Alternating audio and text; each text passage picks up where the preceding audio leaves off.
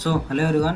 तो कैसे हो सबके सब। तो आज की जो वीडियो है ये मैं स्टार्ट करता हूँ अपने खुद के एक रियल लाइफ इंसिडेंट से, जो कि जब मैं प्री फाइनल ईयर में था तब एक पॉइंट पर आकर के मैं खुद जो है स्टक हो गया था कि मुझको गेट करना चाहिए या फिर प्लेसमेंट के लिए जाना चाहिए। ठीक है।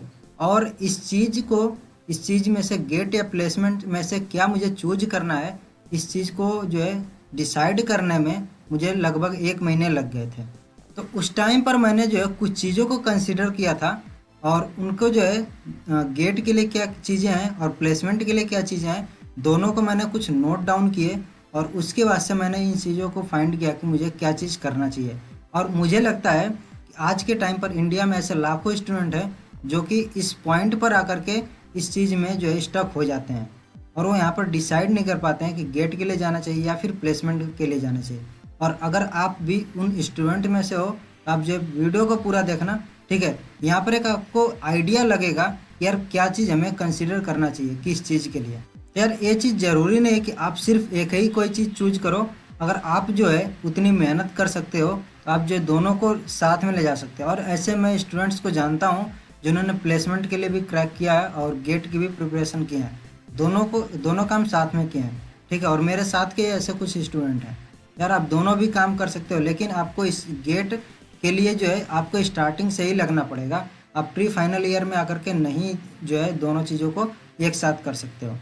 ठीक है। तो यार जब भी कोई भी स्टूडेंट मेरे से पूछता है कि मुझको जो है गेट के लिए जाना चाहिए या फिर प्लेसमेंट के लिए, तो सबसे पहला जो यहाँ पर चीज़ आता है, अगर जो है आप गेट के लिए जाना चाहते हो तो आखिरकार इसमें मेरा फर्स्ट क्वेश्चन है वाई। मतलब कि आप क्यों गेट करना चाहते हो, इसके पीछे आपका क्या जो है वैलिड कोई रीज़न है, या फिर जो है आप ऐसे ही आप जो है किसी दूसरे का देख करके यहाँ पर गेट चूज कर रहे हो।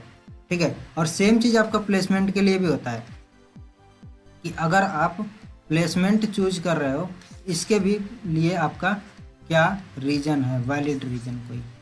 ठीक है। तो जैसे मैं अगर गेट की बात करता हूँ तो यहाँ पर कुछ लोगों का होगा कि उनको जो है आईआईटी में जाना है या फिर एनआईटी में जाना है और वहाँ के इन्वायरमेंट को देखना है, वहाँ पर किस टाइप के स्टूडेंट होते हैं, सारी चीज़ों को वहाँ पर इनको अगर एक्सपीरियंस करना है तो एक गेट के लिए कुछ लोग जाना चाहेंगे। कुछ लोगों का हो सकता है कि उनको अभी पढ़ने का मन है, काफ़ी चीज़ें सीखने का मन है, तो इसलिए यहाँ पर जो है गेट के लिए जा रहे हैं। और यार एक चीज़ आपको कंसिडर करना पड़ेगा कि अगर आप जो है गेट करना चाहते हो तो आपको जो टॉप के आईआईटी या फिर एनआईटीज हैं उन कॉलेजेस में अगर आपको एडमिशन मिलता है तभी आपको जो है वहाँ पर कुछ ढंग की पढ़ाई होगी। अदरवाइज वहाँ पर किसी और कॉलेज से करने का कोई भी यहाँ पर पॉइंट नहीं बनेगा आपको। ठीक है। और आपका जो है टॉप के आईआईटी या फिर एनआईटी में एडमिशन लेने के लिए आपकी जो रैंक काफ़ी अच्छी होनी चाहिए। ठीक है। अब तीसरा जो एक हो सकता है रीज़न कि कुछ लोगों को कि अभी तक वो बिल्कुल भी डिसाइड नहीं कर पाए क्या करना है और उनको कुछ चीज़ें समझ में नहीं आ रही कि क्या करें। तो इसलिए वो क्या करते हैं कि गेट के लिए जाते हैं, वहाँ से एमटेक करते हैं, 2 साल अपना टाइम देते हैं, उसके बाद से किसी प्राइवेट सेक्टर में किसी एमएनसी में वहाँ से जॉब लेते हैं। ठीक है। तो अगर आपको भी ये लगता है कि यार मैं जो है यहाँ पर 2 साल जाऊँगा, ठीक है, वहाँ पर किसी कॉलेज में एडमिशन लूँगा, 2 साल बैठ करके सोचूंगा आराम से, उसके बाद किसी एमएनसी में जॉब लूँगा, ये जो तीसरा पॉइंट है अगर ये आपका है तो इस चीज़ को बिल्कुल भी मैं रिकमेंड नहीं करने वाला हूँ। क्योंकि जो आप जॉब वहाँ पर 2 साल स्पेंड करने के बाद से ले सकते हो, यहाँ पर आपके जो है ग्रेजुएशन के बाद तुरंत मिल सकती हो जॉब। ठीक है। और एक चीज़ है कि आप कोई भी आपका पॉइंट हो आपका गेट करने का, आपके मेन जो यहाँ पर एक मेन फैक्टर आएगा जो आपको यहाँ से गेट से हटाएगा, तो ये चीज़ है आपकी जो फैमिली की फाइनेंशियल कंडीशन क्या है। ठीक है। अगर आपकी जो पूरी फैमिली में अगर आपके कोई ढंग का जॉब नहीं है किसी के पास, तो आपको जो है काफ़ी ज़्यादा प्रॉब्लम्स आने वाले हैं। जैसे आपका ग्रेजुएशन कंप्लीट होगा, आपका जो है पूरी रिस्पॉन्सिबिलिटी, फैमिली की रिस्पॉन्सिबिलिटी आपके ऊपर आने वाली है। आप उस टाइम पर गेट के लिए आप एमटेक नहीं कर सकते हो, क्योंकि वहाँ पर अगर आप एमटेक के लिए जाओगे तो आपके जो है फाइनेंशियल इधर एक फैमिली की आपका जो है बर्डन रहेगा, एक जो अपना खुद देखोगे। डेफिनेटली आपको जो यहाँ पर स्टाइपेंड मिलेगा। ठीक है। एमटेक करने के टाइम पर आपको स्टाइपेंड बिल्कुल भी मिलता है, लेकिन वो इतना बहुत ज़्यादा नहीं होता है कि आप जो खुद के खर्चे देख सको और फैमिली के भी। ठीक है। आपके आई थिंक इस टाइम पर है 12,400 रुपीज़ समथिंग पर मंथ है। ठीक है। तो इसमें आपका क्या हो जाएगा, फीस हो जाएगी, आपका मेस बिल हो जाएगा, आपके अदर जो इसमें खर्चे आते हैं वो हो जाएंगे, कुछ इस टाइप की चीज़ें हैं। तो अगर आपका जो है फाइनेंशियल कंडीशन सबसे पहले अलाउ करती है तब आप गेट के लिए सोचना, ठीक है। और उसमें भी अगर आप जो है एमटेक करने के बाद किसी प्राइवेट कंपनी में जॉब के लिए सोच रहे हैं, आप तब गेट के लिए मत जाना। आप यहीं पर 1 साल प्रिपेयर करना प्लेसमेंट के लिए, ठीक है। क्योंकि आपका मेन गोल क्या है, अभी आपको जो है यहाँ पर किसी एमएनसी में जॉब लेना है। तो एमएनसी में जॉब लेने के लिए अब जब आपको बी या बीटेक के बाद से ही जॉब मिल जा रही है तो आपको 2 साल स्पेंड करने की ज़रूरत नहीं है, क्योंकि आपके 2 साल में यहाँ पर ग्रोथ काफ़ी ज़्यादा हो जाएगी जैसे ही आप यहाँ पर बीटेक के बाद से जॉब ले लेते हो, ठीक है। तो इस चीज़ को यहाँ पर कंसीडर करना। आप यहाँ से डायरेक्ट 1 साल यहाँ प्रिपरेशन कर सकते हो। प्री फाइनल ईयर से फाइनल ईयर तक आपका 1 साल मिलेगा। यहाँ पर आप 1 साल में पूरी अच्छी से प्रिपरेशन करना। और प्लेसमेंट के लिए मुझे नहीं लगता कि 1 साल से ज़्यादा का आपको टाइम चाहिए। 1 साल बहुत ही ज़्यादा टाइम होता है, पूरा एकदम सफिशिएंट टाइम होता है। आपको 3.5 से 4 LPA का जॉब यहाँ पर आराम से लग सकता है। तो सबसे पहली बात होती है कि हम ये क्वेश्चन पूछें, हमारे इनके क्या जो है यहाँ पर आंसर्स मिलते हैं। अब जैसे मेरे साथ के कुछ स्टूडेंट होते हैं जो कि क्या कर रहे थे कि अभी तक प्री फाइनल ईयर तक एंड तक वो गेट की प्रिपरेशन कर रहे थे, और जो है फाइनल ईयर के स्टार्टिंग में उन्होंने गेट की प्रिपरेशन को ड्रॉप कर दिया और फिर वो प्लेसमेंट की प्रिपरेशन करने लगे। और जो है वो काफ़ी जो है एक्चुअल में उनको थोड़ा सा मेहनत करना पड़ा। लेकिन मैंने उनसे पूछा कि आखिरकार उन्होंने ऐसा क्यों किया। उन्होंने स्टडी मटेरियल खरीदा 30,000 40,000 का गेट की प्रिपरेशन के लिए, पूरा प्रिपरेशन भी किया और एंड टाइम पर उन्होंने इस चीज़ को ड्रॉप कर दिया। उनका जो है कुछ रीज़न उन्होंने ये बताया कि फर्स्ट चीज़ की उनको ये चीज़ अभी भी इस चीज़ का आइडिया नहीं कि कब तक ये स्टाइपेंड मिलने वाला है, और जो IIT NIT या फिर जितने भी कॉलेज की जो फीस है वो कब तक इतनी रहने वाली है। क्योंकि अभी फीस हाइक की भी बात हो रही थी, तो किस टाइम पर वो फीस को हाइक कर दें ये भी नहीं पता है, ठीक है। तो दो चीज़ें थी, एक तो उनको स्टाइपेंड कब तक मिलेगा, और ये जो फीस है वो कब जो है हाइक कर दें, इनका भी कोई आइडिया नहीं। और तीसरी चीज़ थी यार, गेट की प्रिपरेशन के लिए आप 1 साल में पूरे गेट की प्रिपरेशन नहीं कर सकते हो, ठीक है, अनटिल अनलेस आप जो बहुत ही एक्स्ट्रा ऑर्डिनरी स्टूडेंट हो, ठीक है। अगर आप एक नॉर्मल हो तो आप जो है 1 साल में नहीं कर सकते। और यार इसमें कोई बुरा चीज़ नहीं है कि आपको अपने बारे में ये चीज़ पता होना चाहिए, आपकी लिमिट्स क्या क्या हैं, ठीक है।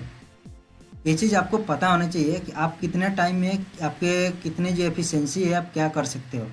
तो उन्होंने क्या किया था, उन्होंने बोला कि वो जो चीज़ें पढ़ रहे हैं तो पीछे की चीज़ें भूल भी रही हैं, ठीक है। आगे की चीज़ें पढ़ रहे हैं, पीछे की चीज़ें भूल भी रही हैं, क्योंकि आपका सिलेबस बहुत ज़्यादा होता है, वाइड होता है।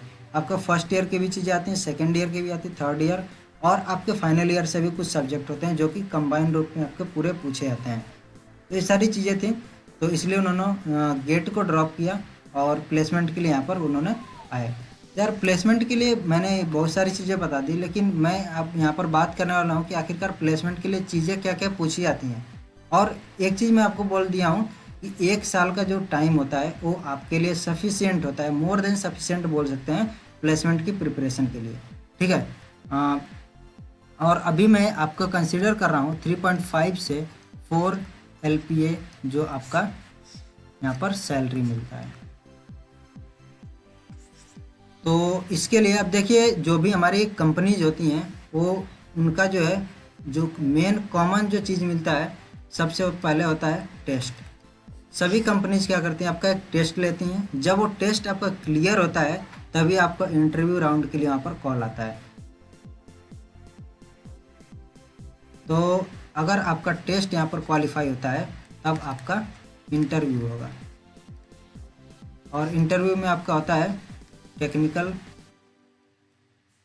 राउंड हो गया, और सेकंड आपका होता है HR राउंड,